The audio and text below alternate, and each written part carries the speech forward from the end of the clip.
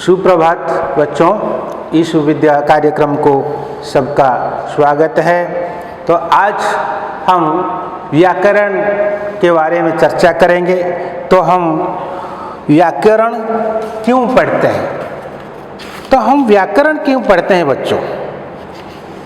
तो देखो, भाषा बोलने और लिखने में गलती ना हो, उसे सुनकर दूसरे लोग ना हंसें, इसलिए हम व्याकरण पढ़ते हैं। तो भाषा बोलने और लिखने में गलती न हो, भाषा हमको कहिबारे एवं लिखिबारे जमी त्रुटि न हो और उसे सुनकर दूसरे लोग ना हंसे, ताकि शुणिक अन्य लोक मान जमी न हसंतु।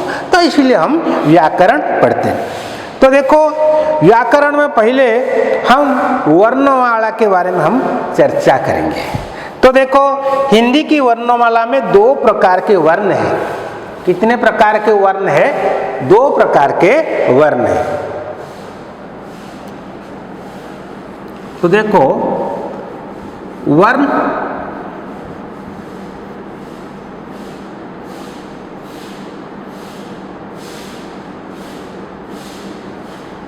दो प्रकार।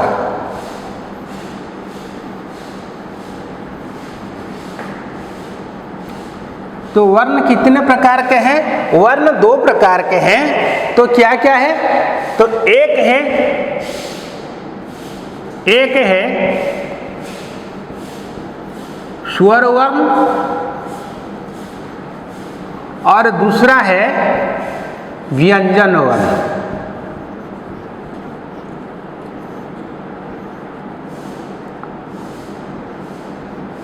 देखो बच्चों, हम जैसे उड़िया में भी पढ़ा है स्वर और व्यंजन। तो वर्ण 2 प्रकार के होते हैं। कितने प्रकार के होते हैं? तो 2 प्रकार के होते हैं। क्या क्या? स्वर वर्ण और व्यंजन वर्ण। तो स्वर वर्ण किसको कहते हैं जानते हो?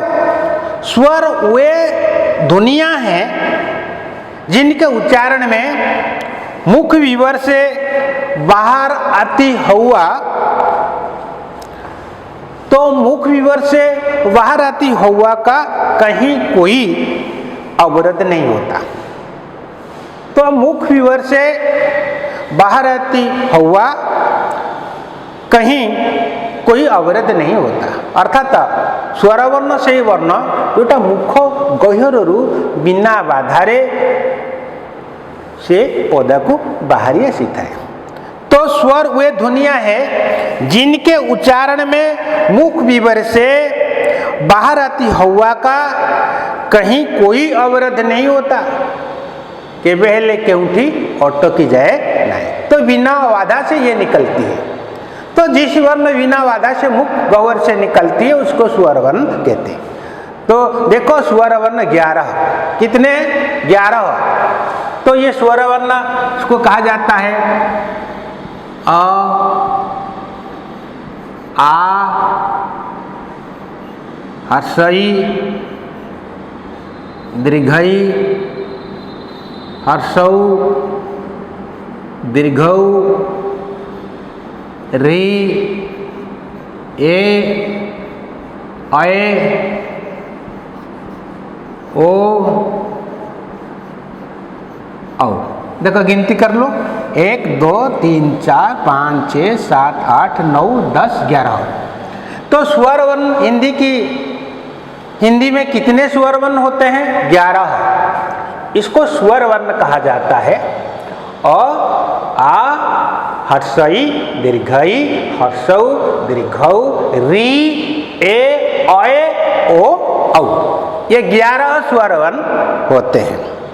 तो देखो बच्चों, और व्यंजन वर्ण कौन है? व्यंजन वर्ण।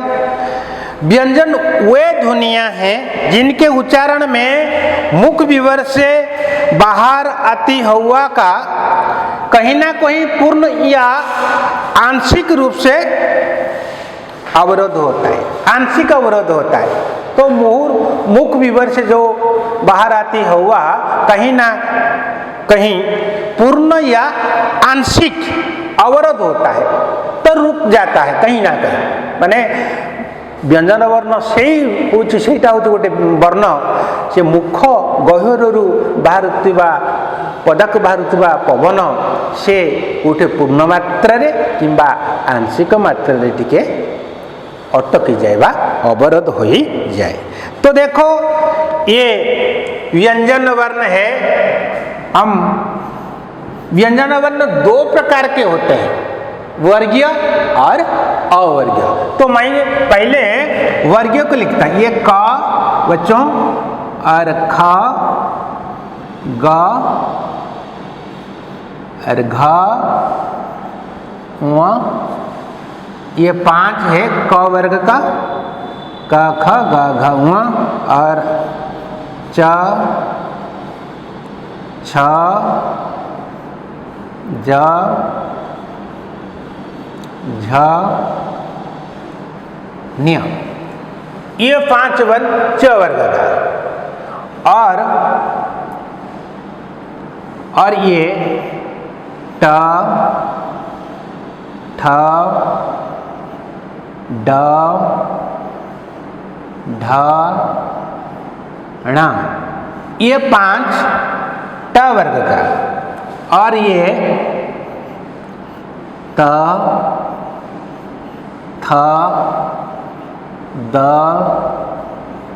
ध न, ये त वर्ग का 5। और ये प फ ब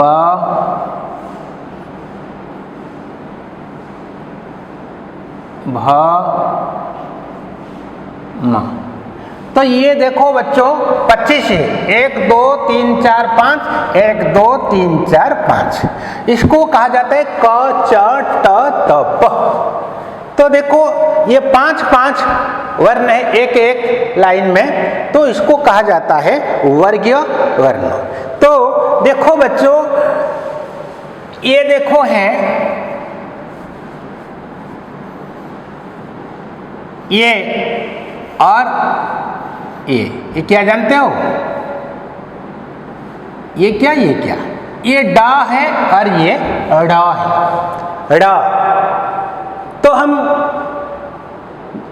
जो डा है ये पहले का शब्द का पहले ये व्यवहृत नहीं होता है, ये डा। जैसे हम लिखेंगे सड़क, सड़क, अच्छा हो गया।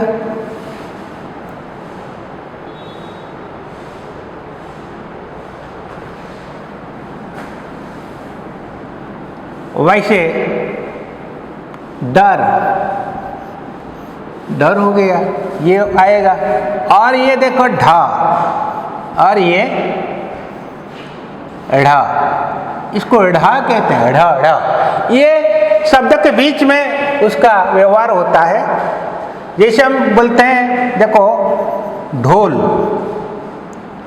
ये ढोल हम लिखेंगे ढोल, इसको नहीं लिखेंगे, ढोल नहीं होगा, ढोल होगा।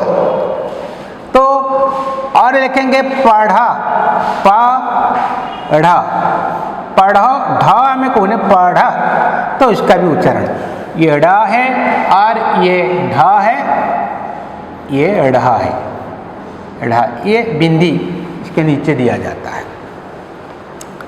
समझे। और कुछ अवर्गीय वर्ण है, कुछ अवर्गीय वर्ण है, मैं उसको भी लिख देता हूं अवर्गीय वर्ण। तो देखो अवर्गीय वर्ण क्या है,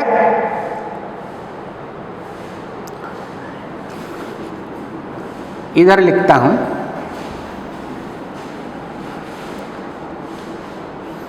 य, र, ल और व, ये व है। और उसके बाद तालव्य स,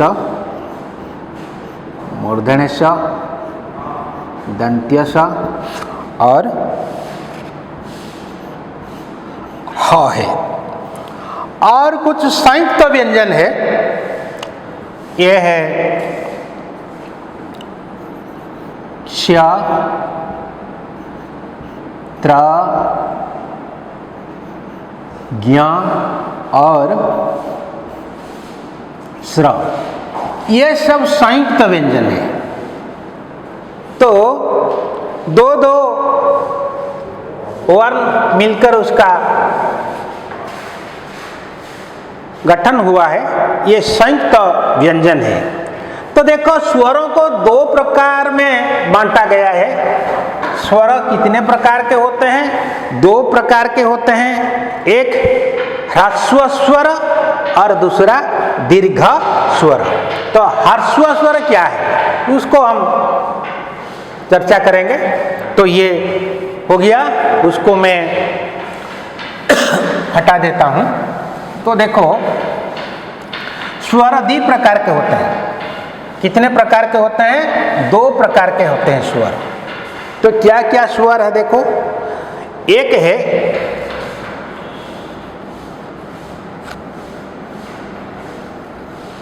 ह्रस्व स्वर। ह्रस्व स्वर कौन कौन है? तो ह्रस्व स्वर है अ, ह्रस्वई, ह्रस्व रु। ये देखो अ, ह्रस्वई, ह्रस्व और रे, ये चार ह्रस्व स्वर है और इसको उच्चारण करने से कम समय लगता है। जिस समय को उच्चारण करने से कम समय लगता है उसको ह्रस्व स्वर कहा जाता है। और है दीर्घ स्वर, और देखो दीर्घ स्वर,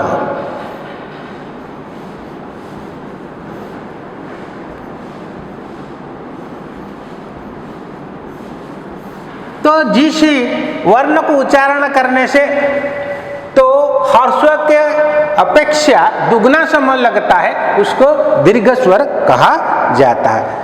तो उच्चारण में ये अधिक समय लगता है उसको दीर्घ स्वर कहा जाता है। तो देखो ये आ दीर्घ स्वर में आता है और ये दीर्घई ये दीर्घ स्वर में आता है और ये ह्रस्व दीर्घ स्वर में आता है और ये ए दीर्घ स्वर में आता है, अ दीर्घ स्वर में आता है और ओ दीर्घ स्वर में आता है और औ ये भी दीर्घ स्वर में आता है। तो 1 2 3 4 5 6 7, ये 7 है और ये 4 है। तो देखो कुल कितना हो गया? 11 हो गया। तो स्वर वर्णों को दो भाग में बांटा गया है। तो एक ह्रस्व स्वर और दूसरा दीर्घ स्वर। तो देखो बच्चों मात्रा के बारे में हम चर्चा करेंगे। मात्रा, मात्रा क्या है देखो,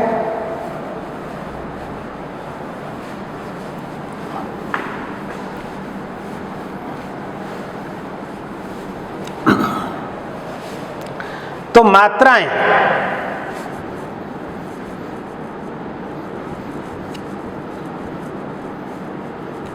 मात्राएं क्या है? तो देखो स्वर वर्ण में अ को छोड़कर बाकी सभी स्वरों का व्यंजन के साथ मात्रा रूप में प्रयोग होता है। अ छोड़कर बाकी सभी स्वरों का व्यंजन के साथ मात्रा रूप में प्रयोग होता है। तो देखो अ को छोड़कर, तो देखो आ इसका मात्रा रूप यह है और ये ह्रस्वई है उसका मात्रा रूप यह है और ये दीर्घई है उसका मात्रा रूप ऐसे है और ये ह्रस्व है उसका मात्रा रूप ऐसे होगा और ये दीर्घौ है उसका मात्रा रूप इधर होगा और ये री है इसका मात्रा रूप ये लगेगा और ये ए है उसका मात्रा रूप ऐसे, और ये अय है, इसका मात्रा रूप आएगा। ये ओ है, इसका मात्रा रूप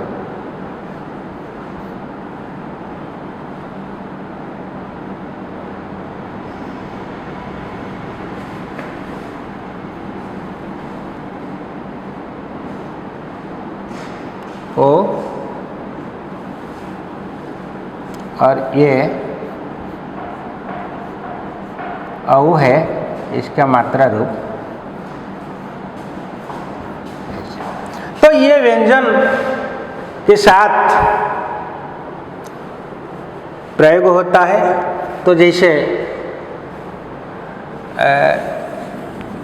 ये क के सामने लगता है और क के पूर्व ये लगता है कि, और ये क के सामने लगता है कि, और ये क के नीचे लगता है, और ये क के नीचे लगता है। तो ऐसे तुम सब व्यंजन का स्वरों के जो मात्रा है उसको तुम प्रयोग करो और सीखो।